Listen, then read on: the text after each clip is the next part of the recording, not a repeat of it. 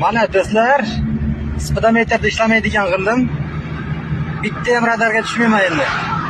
Radar nechi bilan ketayotganini bilmaydi endi.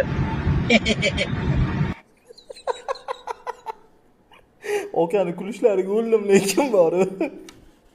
Motorni olib tashlang, elektromobil bo'ladi. Orqadan o'zlari itararlar keyin. Gaz bilan tormozni birga bossangiz, mashina skrinshot bo'ladi. Tabloda chiqib keladimi keyin u rasmlari?